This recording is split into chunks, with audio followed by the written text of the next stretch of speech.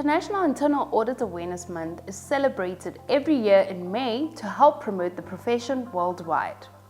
At around the same period, the CSIR Internal Audit Services also embarks on internal audits every financial year to add value and improve the organization's operations. It helps the organization accomplish its objectives by bringing a systematic, disciplined approach to evaluate and improve the effectiveness of risk management, control, and governance processes. Sanbonani Dumelang, hello. My name is Musima Phale, and today we are sitting down with Gregory Paulse, Group Manager for Internal Audit Services, to discuss the importance of audit services at the CSIR. Greg, welcome to CSIR Connect. Thank you, Musima, and thanks for having me.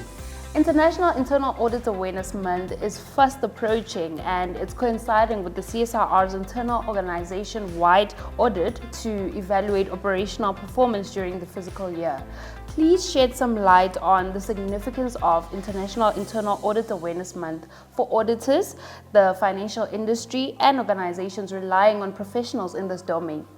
International Internal Audit Awareness Month is significant to us as internal auditors. It's really an opportunity for us to create awareness amongst our stakeholders, because sometimes there could be a misunderstanding about what internal audit is all about. So internal audit is actually there to assist the organization to achieve their objectives, to ensure that the governance, risk management, and internal control processes are in place, they're operating effectively, and are adequate in assisting the organization in achieving their objectives.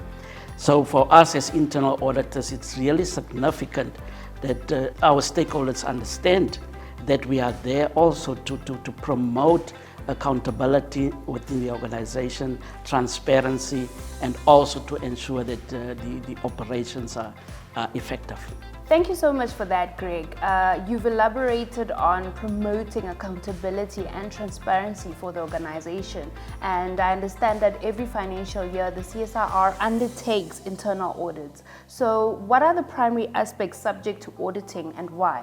So as internal auditors, we actually derived our mandate from the PFMA and the National Treasury Regulations, as well as the standards which are regulating our profession.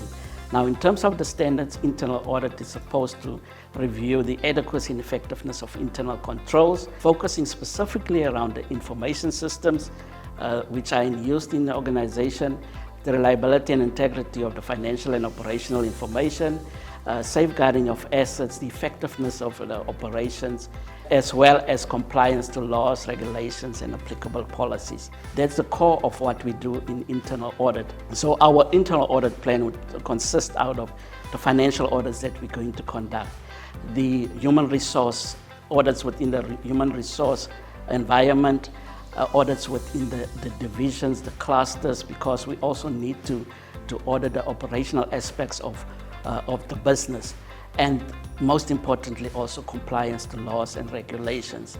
So the reason why we do this is to ensure that the financial information as well as the operational information that's been produced by the organization, it's accurate, it's complete, and it's valid, so that stakeholders out there can rely on the information. So from a risk perspective, we also want to ensure that risks are being identified, it's being mitigated and managed to an acceptable level. From a governance perspective, what we want to do is to ensure that there's transparency in the organization, accountability is observed, and there's also, in terms of the ethical standards of the organization, that officials within the organization to comply with it. Thank you for that, Greg. So with these internal audits that take place every financial year, what would you say are the most common audit findings and the potential consequences if teams are identified with these audit shortcomings? What we have identified, the common issues which have been identified relates to compliance to laws and regulations, compliance to our internal policies and procedures, also the control weaknesses which have been identified when we perform an assessment of the adequacy and the design of the controls.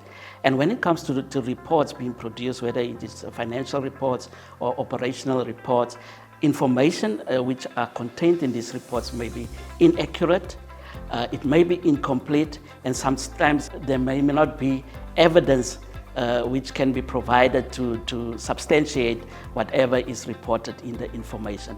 I think one of the key issues nowadays from a cybersecurity perspective, it's the exposure that we have as an organization to external threats and even sabotage. One key issue which is also very common within the public sector relates to irregular expenditure as well as fruitless and wasteful expenditure.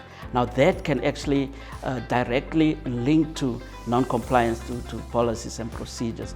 From a supply chain management perspective, the biggest issue there really lies around the fraud which can happen in that environment, as well as corruption. And linked to that would also then be irregular expenditure, which is really something that we need to guard against, ensuring that we need to always be in adherence to applicable laws and regulations. In terms of the impact this may have on the organization, it can expose the organization to reputational damage, loss of finances, loss of trust in the organization. It can also attract penalties for not complying or adhering to legislation or regulations. Legal action may be instituted against the organization for non-adherence. I think also from cybersecurity perspective, it may leave the organization vulnerable to external attacks. From an operational perspective, it may result into operational disruptions, inefficiencies in the process, as well as decreased productivity. You've mentioned so many key elements, Greg, that obviously require preparation throughout the financial year.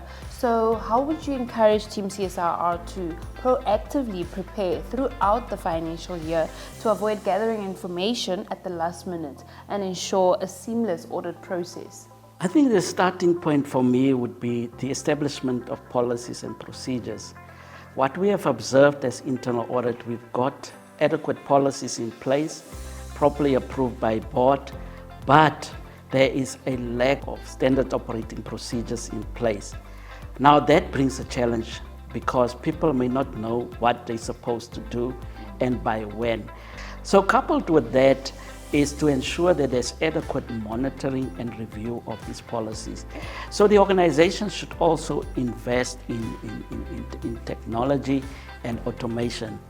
And the reason why I'm suggesting this is because we need to become efficient in what we're doing, and systems will be able to assist us to become more efficient when it comes to data processing within the organization, as well as records management.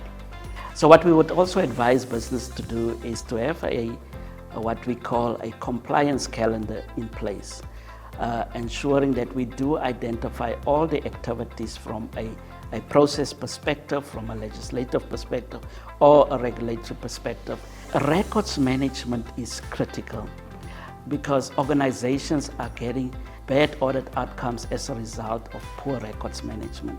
There should be regular meetings amongst the different stakeholders within the organization, collaborative engagements, as well as feedback sessions, and to ensure that as an organization, we must always have it in the back of our minds that we are working towards the achievement of a common goal.